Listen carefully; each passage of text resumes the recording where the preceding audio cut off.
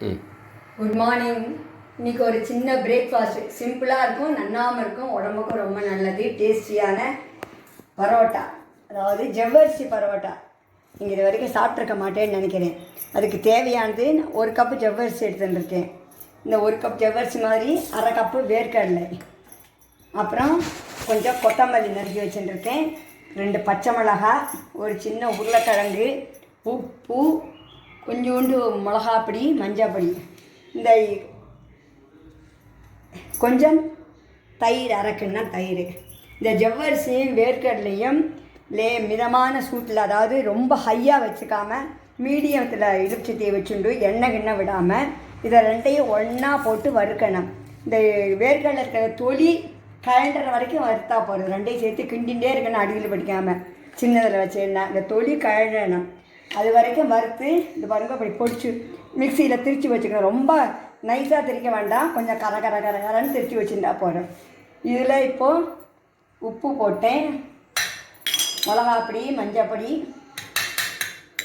அப்புறம் கொத்தமல்லி, பச்சை மிளகா, இந்த ஒரு உருளைக்கிழங்கு, இதை நல்லா மசிச்சு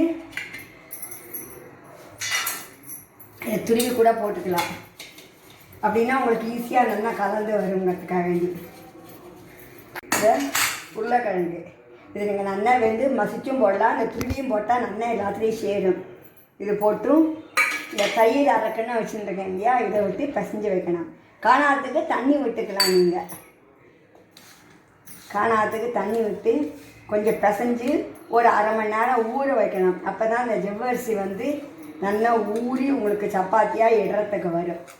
அப்புறம் காணிக்கரை இட்டு பண்ணும்போது ரொம்ப லேசாகிடக்கூடாது, கொஞ்சம் கனமாக இருக்கணும். இருந்தால் தான் உங்களுக்கு நல்லா வரும். இட்டுட்டு தோசைகளை போட வேண்டியதான். இதோ இன்னொன்று இட்டு காமிக்கிறேன் உங்களுக்கு. நம்ம சப்பாத்தி மாட்டை செய்ய மாதிரி தான் தெரிஞ்சுக்கணும். ஆனால் அப்பப்போ கொஞ்சம் ஓரத்தை வெடிக்கும்போது கொஞ்சம் இப்படி பண்ணிக்கணும். பண்ணிங்கன்னா ஓரத்தை வெடிக்காமல் இருக்கும். அவ்வளோதான்.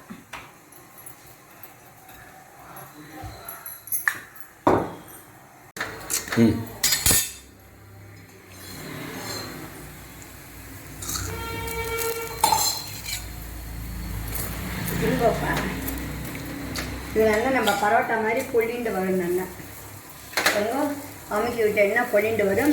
ரொம்ப சாஃப்டாக இருக்கும் சாப்பிட்றதுக்கு. உங்களுக்கு தொட்டுக்கணுமானா எதையும் தொட்டுக்கலாம், இல்லாட்டா அப்படியே கூட சாப்பிட்லாம். பிரேக்ஃபாஸ்ட்டுக்கோ டிஃபனுக்கோ எதுக்கு வேணாலும் சாப்பிட்லாம். இதில் ஜவ்வரிசி போட்டுக்கனால விரத நாளில் நார்மலெல்லாம் ஜவ்வரிசி தான் சாப்பிடுவோம். ஏகாதசி விரதம், அந்த விரதம் எல்லாம் இருக்கும்போது இந்த மாதிரி ஜவ்வரிசியும் உருளைக்கிழங்கும் அவள் சாப்பிடுவாள். அதனால் அவள் ரெண்டையும் சேர்த்து பரோட்டா ரொம்ப நாளைக்கு அப்புறம் நல்லா வந்தது. இதை பண்ணலாமே. ரொம்ப கஷ்டம் இல்லை, ஈஸி தான். டேஸ்ட்டாகவும் இருக்கும், குழந்தைகளுக்கும் பிடிக்கும். உங்களுக்கு பச்சை மிளகாய் இப்படி நறுக்கி போட வேண்டாம்னு சொன்னால் லேசாக ஒரு சுற்றி கூட போட்டுக்கலாம். காரம் இதெல்லாம் உங்களுக்கு இஷ்டத்துக்கு எவ்வளோ வேணுமோ அவ்வளோ போட்டுக்கணும். அவ்வளோதான்.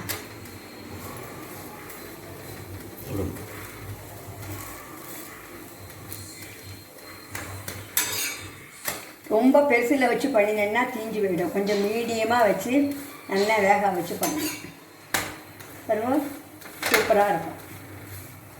இதையே உங்களுக்கு சப்பாத்தியாக பண்ண வேண்டாம், நான் வடையாக தட்டி பண்ணிக்கிறேன்னா இது அப்படியே இப்படி வடையாக தட்டி தோசைக்கல்ல ஓரமாக வச்சுட்டும் ஷாலோ ஃப்ரை கொஞ்சம் எண்ணெய் விட்டு அப்படியே பண்ணின்னா நம்ம டிக்கி மாதிரியும் சாப்பிட்லாம். நல்லா இருக்கும். அது ஒன்று பண்ணுறேன் பாருங்க. டிக்கி மாதிரியும் சாப்பிட்லாம். உங்களுக்கு பரோட்டா மாதிரி இட வேண்டாம், டிஃபனுக்கு எங்களுக்கு வேணும், பிரேக்ஃபாஸ்ட்டுக்கு இப்படி இது சொன்னேன்னா இப்படி கூட ஷாலோ ஃப்ரை பண்ணிக்கலாம்.